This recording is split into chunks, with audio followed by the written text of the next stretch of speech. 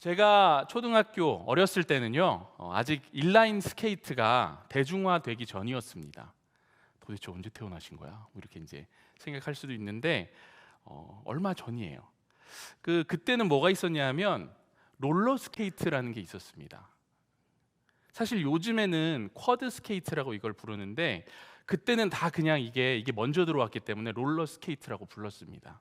인라인은 바퀴 4개가 이렇게 같이 쭈루루룩 이어져 있잖아요. 근데 이 롤러 스케이트는 자동차 같이 바퀴가 앞에 2개, 뒤에 2개 이렇게 있었어요. 네. 그래서 부모님이 초등학교 때 이걸 사주신 거예요. 생일 선물이었겠죠. 그래서 이거를 너무 제가 재밌어가지고 한참 동안 이걸 타고 다녔습니다. 제 설명을 좀 하면은 저 같은 경우는 어릴 때 진짜 말을 안 듣는 일종의 괴물 같은 유형의 아이였어요. 지금은 여러분 상상이 안 되시겠지만 그 당시에는 제 자신이 그걸 잘 몰랐었는데 요즘에 제가 두 아이를 이렇게 같이 지내다 보니까는 얘네들은 천사구나 하는 걸 제가 느끼는 거예요. 제 모습을 생각해 봤을 때. 물론 둘째가 저를 좀 닮아가지고 슬슬 시동을 요즘에 걸고 있는데 아무튼 저는 위험한 짓이면은 일단 제가 먼저 가가지고 막 하고 높은 데 올라가면 막 뛰어내리려고 그러고 막 길에 지나다니는 차 멀쩡히 지나다니는데 숨어가지고 돌을 던져가지고 뭐 유리를 이런 아무튼 하지 말라고 하면 그거를 꼭 해야 되는 타입의 사람이었습니다. 통제가 너무 안 되는 아이였어요. 뭔가 생각만 해도 여러분들이 딱 화가 나는 그런 유형의 아이였습니다. 하루는 제가 이 스케이트를 타다가 그런 생각이 든 거예요. 이게 너무 오래 많이 탔으니까 좀 지루해진 겁니다. 그래서 2발 다 끼지 말고 한 발만 끼고 가파른 내리막길을 요렇게 내려가면 뭔가 스릴이 넘칠 것 같은 거예요. 네. 저는 생각이 들면 바로 하는 타입이었거든요. 근데 그게 얼마나 위험한지 제가 몰랐던 거죠. 저희 집 앞에는 뭐가 있었냐면 한 45도 경사의 굉장히 가파른 한 80m쯤 되는 경사진 도로가 하나 있었습니다. 그래서 여기서 이걸 해봐야겠다 해가지고 그 아무도 없는 가파른 길에서 제가 그걸 한 거예요. 이렇게 한쪽 발은 안 끼고 낀 발, 바퀴 4개가 이렇게 달렸겠죠. 거기서 이렇게 해가지고 내려갔습니다. 정말 빨랐습니다, 여러분. 이게 빠르면 여러분 몸이 흔들리잖아요. 진짜 그때는 뭐 이렇게 해가지고 막 이빨이 떨리는 소리까지 나는 거예요. 봅슬레이 타고 내려가는 그런 느낌으로. 그래서 한참 내려가는데 그 전율이 막 느껴졌습니다. 아, 드디어 내가 엄청난 놀이를 발명했구나. 이제 동네 애들한테 가가지고 이걸 소개해줘야지 라고 생각을 하는데 무사히 내려왔다고 생각을 했는데 마지막에쯤 돼가지고 이 롤러 스케이트를 낀 이 발에서 딱 하고 무슨 소리가 나는 거예요. 그러면서 제가 어떻게 됐냐면 공중으로 그대로 이렇게 떴습니다. 이렇게 슬로우 모션 아직도 기억이 나요. 그런데 제가 얼굴로 떨어졌는데 어디로 떨어졌냐면 제 이가 이 가짜이거든요. 지금 이게 이 앞니 여기가 이 땅에 튀어나온 돌 위로 이렇게 바로 다이빙을 한 거예요. 근데 몸이 많이 가벼웠습니다. 그래서 어떻게 됐냐면 이빨이 바로 깨졌어요. 그래서 이는 아직 붙어 있는데 이가 대각선으로 깨진 거예요. 앞니가 바보같이 생긴 거죠. 그러니까 울지도 않았습니다. 너무 순식간에 벌어진 일이라 그리고 너무 사고를 많이 쳤기 때문에. 근데 여러분 제가 그때 배운 게 있는데 아무리 잘 굴러가는 이거 얘기하려고 지금 이거 얘기한 거예요. 아무리 잘 굴러가는 바퀴라고 할지라도 돌이 딱 버티고 있으면 속수무책이다. 안 나가는 거예요. 장애물에 걸리면 아프구나. 깨지는구나. 뭔가 다치는구나. 근데 장애물은 더 큰 사고를 방지하는 역할도 하겠다. 이런 생각을 했습니다. 왜냐하면 그 다음부터는 제가 어떻게 했냐면 사람이 크게 한번 다치고 나니까 똑같은 상황이 반복되지 않도록 제가 엄청 조심하는 거예요. 그래서 한동안 걸을 때 계속 바닥만 보고 다녔습니다. 이렇게 걸리는 거 없나 이렇게. 저는 지금도요 발을 제가 어디에 디디는지 이런 게 정말 중요한 사람이에요. 그때 아직 조금 트라우마가 남았는지 웬만해서는 뭐 이런 거 안 밟고 다녀요. 그냥 이렇게 싹싹 피해 다니는 방법을 배웠습니다. 여러분 오늘 우리가 봉독한 첫 번째 본문이 되게 짧았잖아요. 로마서 9장 33절 본문이었는데 여기에 보면은 단어 하나가 나오죠. 걸림돌. 걸림돌이라는 단어가 나와요. 기록된 바 보라, 내가 걸림돌과 거치는 바위를 시온에 두노니 그를 믿는 자는 부끄러움을 당하지 아니하리라 함과 같으니라. 바울이 성경의 다른 곳을 인용하면서 돌과 같은 존재 하나를 지금 묘사하고 있습니다. 걸림돌이래요. 빨리 달려가다가 부딪히면은 꼬꾸라지는 어떤 그런 걸림돌 같은 거를 얘기하는 거죠. 조금만 이거를 연구해 보면요, 여러분, 여기서 말하는 이 돌은 뭐냐면 시편 118편 22절에 기록된 건축자들이 버린 돌이라는 개념이랑 하나가 더 붙어요. 여기 이사야 28장 16절에 기록된 시온의 기초로 삼은 돌이라는 개념이 이렇게 통합적으로 모아져서 메시아이신 장차 오실 주님을 묘사하는, 모퉁이 돌이신 예수 그리스도를 묘사하는 단어, 뜻이라는 거죠. 또 다니엘서 여러분 잘 아시죠? 2장 34절에 보면은 이런 이미지가 나옵니다. 신상의 쇠와 진흙에 발을 쳐서 부서뜨리는 손대지 못하는 돌이라는 개념이 또 나와요. 그러니까 이 이미지랑도 사실은 엮여 있습니다. 그러니까 세상을 구원하러 오시는 분이신 메시아 예수 그리스도를 상징하는 돌임과 동시에 세상 끝날 심판자로 등장하실 돌이신 예수 그리스도를 상징하는 단어인 겁니다. 근데 문제는 뭐냐 하면 하나님이 시온에 두신 이 돌은 하나님의 구원의 손길과 피난처, 하나님의 영광을 선포하기 위한 돌로서 백성들에게 주신 거였는데, 이 백성들이 여러분 어떻게 합니까? 하나님을 등지고 하나님의 백성으로 살아가지 않는 선택을 계속 해 나감으로써 이 돌을 걸림돌로 만들었다는 거예요. 그러니까 반석을 주셨는데 그 반석이 계속 걸려가지고 엎어지는 백성들의 모습을 구약 성경에서는 묘사하고 있다는 거죠. 구원과 영광을 상징하는 돌을 백성들이 자꾸 이게 저주와 멸망을 상징하는 돌로 바꿔나가는 겁니다. 좀 쉽게 여러분 이렇게 하면 설명을 해볼게요. 우리가 용돈이라는 거를 어렸을 때 받는 경우가 있잖아요. 부모님이 가끔 용돈을 주십니다. 우리가 아직 돈을 벌 수 있는 나이가 아니지만 경제 활동은 해야 되니까 용돈 제도를 만들면서 돈을 사용하는 법을 배울 수 있도록 용돈을 주기 시작하는 거죠. 그러니까 사고 싶은 게 있으면 네가 알아서 돈을 모아서 사든지 하는 그런 걸 하는 겁니다. 자유롭게 쓸 수 있는 돈, 용돈. 물론 용돈의 액수는 가정의 형편마다 다르겠죠. 그리고 용돈이 없는 가정도 있겠죠. 근데 용돈을 준다는 것 그 자체는 좋은 의미로 주는 거예요. 돈 쓰는 법을 배우고 돈을 모아보기도 해라 하는 의미가 들어있는 거죠. 근데 여러분, 이게 자유롭게 이제 내 손으로 들어왔기 때문에 내가 자유롭게 쓸 수 있는 돈이 됐잖아요. 나의 자유의지가 허락된 영역이기 때문에 이게 그래서 더 조심스러운 거예요. 내가 용돈을 받았어요. 바로 여기 앞에 편의점에 나가서 맛있는 걸 사 먹으면 끝이에요. 그런데 내가 그 선택을 안 하고 돈을 잠깐 모았다가 용돈을 주시는 여러 횟수를 이렇게 내가 다 모았다가 더 좋고 큰 거 내가 원했던 걸 살 수도 있는 거잖아요. 그리고 또 그 돈을 선하게 사용할 자유도 나에게 있지만 그 돈을 갖고 나쁜 짓을 할 수도 있죠.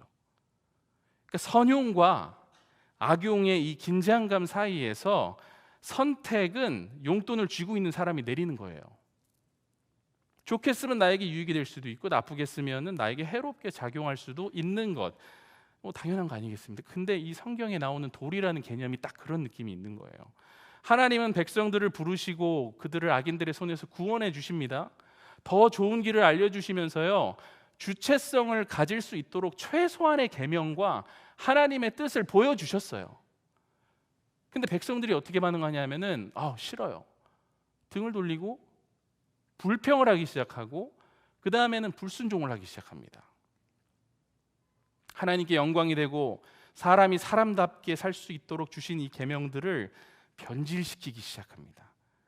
그리고 자신들의 영광을 취하고 사람이 사람을 착취하고 정죄하는 율법 조항들을 수도 없이 넣어놔요. 거기다가 하나님은 주신 적이 없는 것들을 거기 막 껴넣기 시작하는 거예요. 그러니까 선용하라고 주신 걸 어떻게 합니까? 악용하기 시작하는 거예요. 시간이 흐르자 사람은 자기가 스스로를 구원할 수 있다는 그런 착각에 빠지기 시작합니다.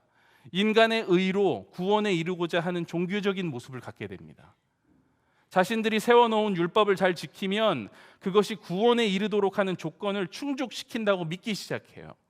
그래서 이 모든 것에 있어서 경종을 울리고 인류를 깨우시고 회개하도록 하시기 위해 하나님 아버지께서 독생자 예수 그리스도를 이 땅에 보내셔서 완전하고도 궁극적인 계시로서의 모퉁이 돌을 우리에게 딱 주셨는데, 그리고 이 돌을 중심으로 건축자들이 모여서 집을 잘 지어 나가도록 다시 한번 기회를 주셨는데, 기초가 되는 이 귀한 돌에 계속 걸려 넘어지기만 하는 모습으로 인간이 여전히 살아가는 거예요. 그래서 여러분, 결국에는 어떻게 됩니까?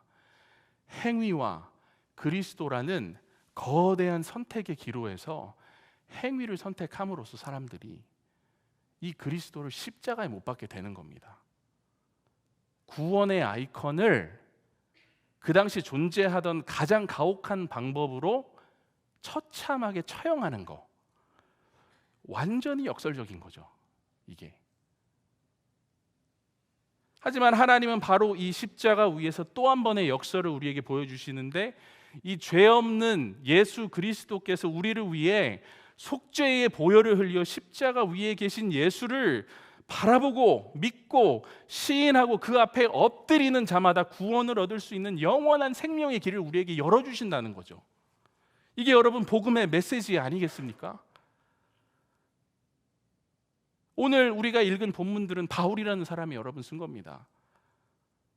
그 누구보다도 율법의 열심과 자기 행위에 집착하던 사람이었어요. 그러니까 이게 너무 중요하니까 사람을 죽여도 된다고까지 생각을 하는 사람이었다는 거죠.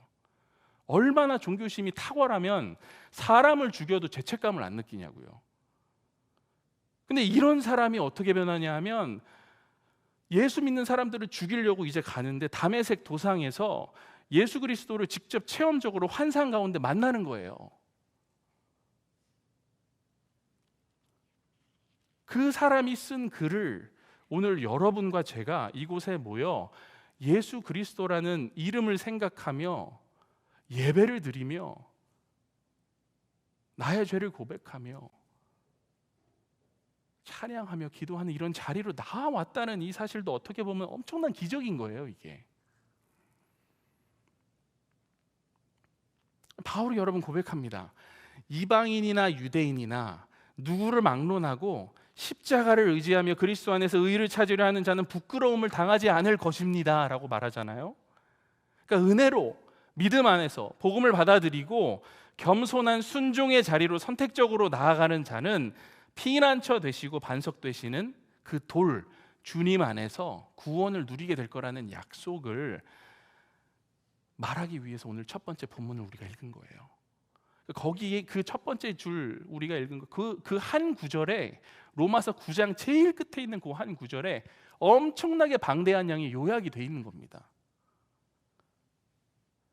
사랑하는 여러분, 우리가 이 세상에서 아무리 잘 굴러가는 바퀴라고 할지라도, 여러분의 삶이 지금까지 너무나 유연하게 잘 굴러왔다고 할지라도 그 원동력이요, 믿음에 있지 아니하고 내 의지와 내 행위와 내 영광과 내 힘, 여기에 있다면 그게 우리가 걸려 넘어지게 되는 원인이 될 수 있습니다. 우리의 인생이 이렇게 복음을 만났을 때 그것이 우리에게 걸림돌로 작용하지 않았으면 좋겠습니다. 예수라는 이름이 여러분들이 딱 봤을 때, 야, 저거 믿으면 걸려 넘어지겠구만, 이런 돌이 되시지 않았으면 좋겠습니다. 성경은 우리에게 주님을 모퉁이 돌로 묘사하고 있습니다. 그 모퉁이 돌 주변으로 우리의 삶을 잘 지어가라고 말씀하고 계세요. 근데 그 돌을 어떻게 합니까? 우리가 뽑아가지고 귀찮으니까 던져버리는 거예요. 믿기 싫어. 그리고 문 열고 나가서 다니다가 그 돌에 가끔 걸려서 넘어지는 정도가 우리의 컨택 포인트인 거죠. 내가 내 인생을 살며 오고 가며 그 돌에 걸려 넘어지고 있지만은 않은지, 오늘 우리가 이 말씀을 통해서 한번 돌아볼 수 있어야 된다고 저는 생각합니다. 이번 주에 제가 본문을 정하고 이 말씀을 준비하기 위해 묵상을 하는데 계속 제 머릿속에서 맴도는 이 찬양이 하나가 있어요. 떠나지 않는 겁니다. 제가 제일 좋아하는 찬송가 중에 하나이기도 합니다. 근데 가사가 여러분 이래요. 예수 따라가며 복음 순종하면 우리 행할 길 환하겠네. 주를 의지하며 순종하는 자를 주가 늘 함께 하시리라.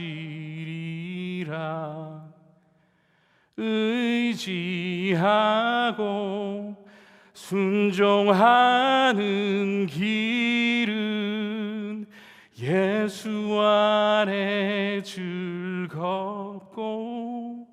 복된 길이로다. 우리 후렴 한번 같이 불러볼까요? 의지하고 순종하는 길은 예수 안에 즐겁고 복된 길이로다. 한 3분 부르신 것 같아요. 여러분, 이 가사가 너무 와닿는 겁니다. 자꾸 나를 걸려 넘어지게 하는 복음이 아니라, 거기서 머무는 삶이 아니라 즐겁고 복된 길 위에서 예수를 기꺼이 따라가는 역사가 우리 가운데 있기를 원합니다. 아멘. 이게 딱 한 구절이에요.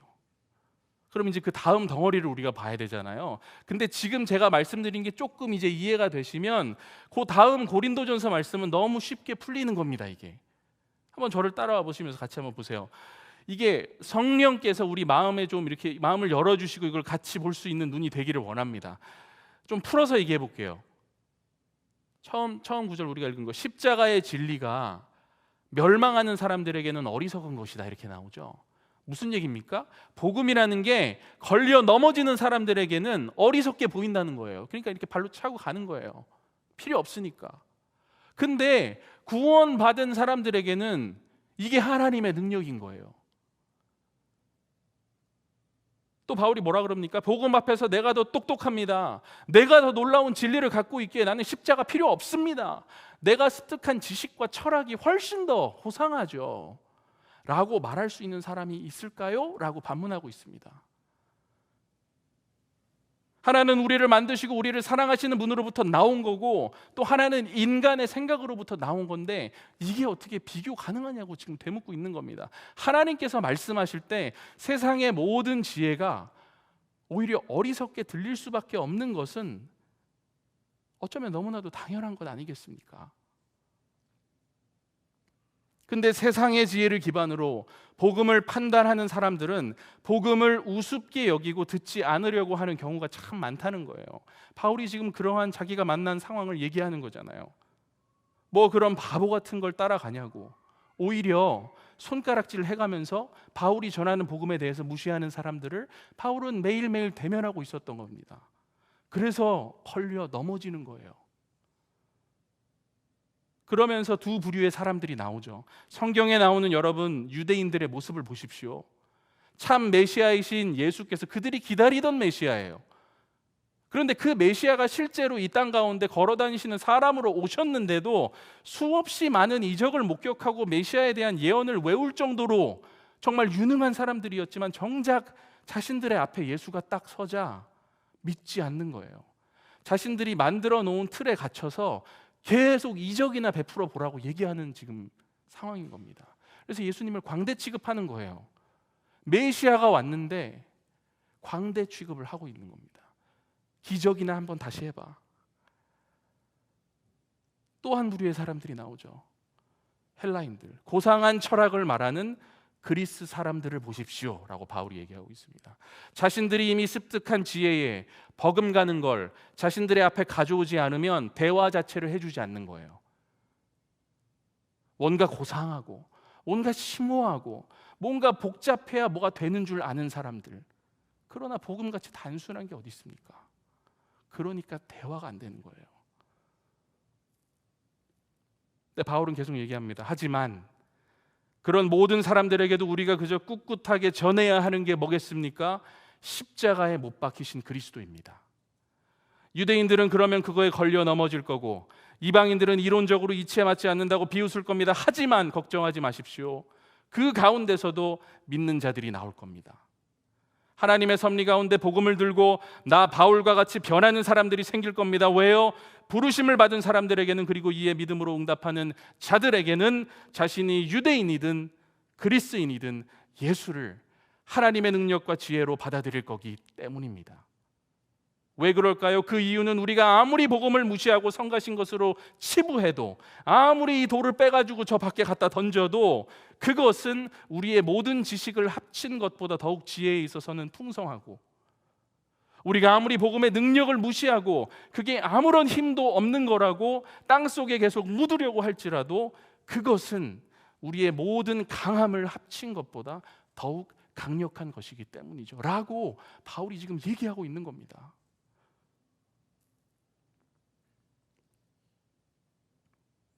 오늘 하나님께서 우리에게 말씀을 통해 묻고 계신 겁니다. 왜 자꾸 가장 큰 돌에 걸려 넘어지려고만 하느냐? 왜 그 돌을 너의 반석으로 삼지 않고 가장 안전한 터 위에서 거침없이 걸어가는 삶에 대해 망설이고 있느냐? 이번 주에 일정이 너무 많아가지고 제가 잠도 거의 잘 못 자고 이 설교 원고를 오늘 새벽까지 계속 쓴 겁니다. 어제 밤부터 해가지고 끌고 갈 수밖에 없는 상황이었어요. 그렇게 길게. 왜냐하면 시간이 없었습니다. 새벽에 정말 비몽사몽으로 모니터 앞에 앉아 있는데 그런 묵상이 이제 계속 생기는 거예요, 제 머릿속에. 지난주에 여러분 우리 무슨 이야기 했는지 기억나시죠? 하나님의 사랑이 우리 가운데 이렇게 싹 들어오려고 할 때 그게 되게 불편한 거다. 복음이 불편한 거다. 왜요? 내 컴포트 존을 침범해 들어오는 거니까. 익숙하지 않은 거예요. 근데 이렇게 앉아 있는데 그런 생각이 드는 거예요. 아, 맞아. 이게 너무 불편하고 내가 받아들이기 힘든 복음이지. 그래, 이질적이야. 근데 그 복음을 직접 하드 캐리하신 예수 그리스도를 생각을 해보자는 거죠. 이 예수만 바라보면 이게 부담스럽지만 동시에 거부할 수 없는 복음이 되는 거예요, 여러분. 이게 바로 놀라운 복음의 패러독스입니다. 이게 역설입니다. 너무 불편하고 토할 것 같은 복음이지만 동시에 거부할 수 없는 힘이 있는 복음이 우리가 믿는 복음이. 왜? 예수 그리스도라는 인물 때문에 그런 거예요. 하나님 사랑을 몸소 갖고 오시어 우리에게 보여주시고 들려주시고 살아내신 예수 그리스도의 복음의 역사에는 거부할 수 없는 어떤 능력이 그 안에 들어있는 겁니다. 왜 그런지 생각을 해봤어요. 저는 제 묵상 가운데 제가 찾은 답은 뭐냐면 예수님께는 사심이 없는 거예요. 거짓말을 안 하시는 분이라 그런 것 같아요. 이게 뭐냐면 여러분, 사람은 내가 막 이게 진리야, 이게 맞아, 내가 이걸 봤어 이렇게 아무리 설명을 해도 마음 깊숙이 들어가 보면 인간의 사심이라는 건 우리가 이게 완전히 삭제할 수는 없는 겁니다. 근데 성경이 말하는 복음은 그렇지가 않아요. 주님이 사랑하신다고 하면 그건 진짜 사랑하시는 거예요. 어떤 의도나 사심이나 거짓 하나 없이 사랑한다 그러면 그거 자체가 그냥 돌직구로 사랑을 던지시는 겁니다. 왜요? 왜냐고요? 그분의 말씀은 그분의 삶과 완전히 일치했기 때문에 그런 거예요. 이렇게 말하고 저렇게 행동하는 게 인간이잖아요. 그리고 때로는 어쩔 수 없잖아요. 우리 다 알잖아요, 어떤 상황인지. 근데 주님은 이렇게 말하면 무조건 이렇게 하시는 분이었던 겁니다. 그리고 그분이 하신 사랑의 약속을 지키기 위해 죽음도 두려워하지 않으셨고, 두려워하지 않으셨을 뿐만 아니라 우리한테 사랑한다, 가장 아름다운 사랑은 친구를 위해 죽는 거야 라고 가르치신 다음에 어떻게 하셨어요? 우리를 위해 죽으셨죠. 그러니까 여기에서 능력이 나오는 겁니다. 여러분, 월터 브루그만이라는 아주 위대한 신학자가 있습니다. 이분이 또 심오한 책을 하나 쓰셨는데 예언자적 상상력이라는 책을 쓰셨습니다. 근데 거기에 이런 내용이 있어요. 제가 한번 읽어볼게요. 예수의 권위, 곧 놀랍게 변혁하는 그의 능력은 바로 그 자신이 가난하고 굶주린 데서, 자기 사람들의 죽음을 애통하는 데서 나온다. 예수는 자신이 가난함으로써 많은 사람을 부유하게 만드는 능력이 있었다. 그는 자신이 굶주림으로써 다른 사람을 배부르게 하는 힘이 있었다. 그는 애통하는 능력이 있었기에 다른 사람에게 기쁨과 온전함을 베푸는 권세가 있었다. 예수는 거짓 왕들이 보기에는 한낱 비인격체에 불과한 자신의 인격을 통해 자기를 따르는 사람들에게 미래를 열어주는 권위를 지녔다. 사랑하는 여러분, 이런 복음, 이런 주님의 사랑을 전하는 이 인간 김윤기는 부족함으로 가득합니다. 그리고 사심 때문에 고뇌하는 연약한 종인 인간이에요. 저는 제가 전하는 복음과 예수 그리스도는 그런 분이 아니시라는 거죠. 그래서 제가 거침없이 전할 수 있는 거고 또 그래야 하는 겁니다. 여러분의 발걸음이 예수로 인해 신나고 예수로 인해 올 한 해 거침없기를 저는 간절히 기도할 겁니다. 여러분은 그 이름에 걸려 넘어지시는 게 아니라 그 이름 위에 우리의 삶을 거침없이 세워나가는 역사를 경험하는 우리 하이 청년 공동체가 되기를 주님의 이름으로 간절히 축복합니다. 찬양팀 나와주시고요. 우리 찬양하기 전에 이렇게 한번 양옆 사람에게 고백을 먼저 하고 시작해 볼게요. 이렇게 한번 고백해 봅시다. 예수 때문에 이 길이 행복합니다.